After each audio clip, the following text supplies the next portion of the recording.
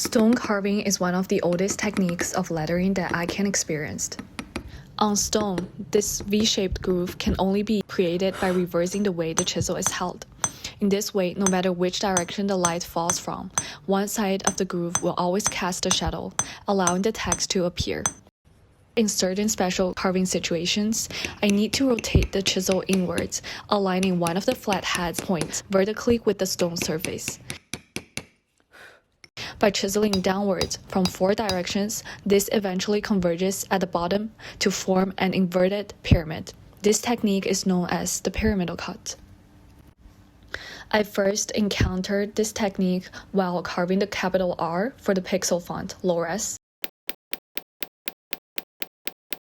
The second time I employed this technique was in the context of Chinese characters.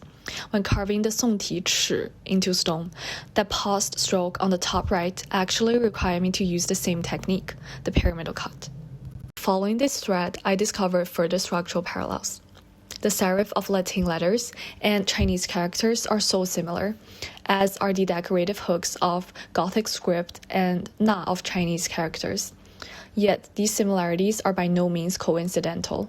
As Tim Ingold states in The History of Lines, the line of writing was a trace of a gesture. Wherever on earth, a stroke originates from the movement of a human hand holding a pen through space, so it will inevitably leave a similar trace of gesture. Inspired by the similarity of these traces of gesture, I created 120 hybrid characters by continuously substituting the corresponding strokes in R and ch. This method of creation draws on the concept of the holon, originating from Arthur Koestler and referenced by Charles Jenks in Ad Hocism, which states it is an autonomous whole, means it can be transplanted from one context to another. So these glyphs are all constructed from 3 separate, independent stroke components treated as holons.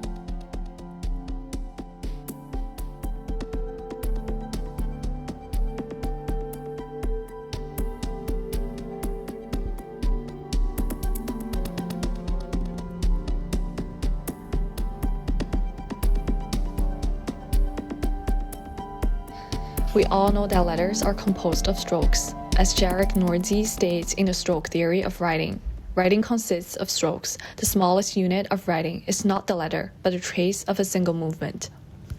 But when I was a child and saw this lowercase letter A on the screen in my English lesson, I could not tell whether it was formed with a single stroke or 2. And Helvetica is precisely the typeface regarded as the epitome of perfection and completeness, cultivated within the Swiss modernist tradition as a fictionalist tool of absolute neutrality. Its outward integrity masks the internal construction process. So I staged a rather rebellious typographic experiment. I attempted to piece together the Helvetica A using strokes from different typefaces, gradually increasing the number from 2 to 20, using this exaggerated approach to reveal that letters are composed of strokes, until I discovered that the overlapping areas themselves could form a legible letter A. Thus, this set of lowercase typefaces was born. I rendered the overlapping areas formed by varying numbers of strokes in different styles. The more strokes that overlap, the thicker the black outline.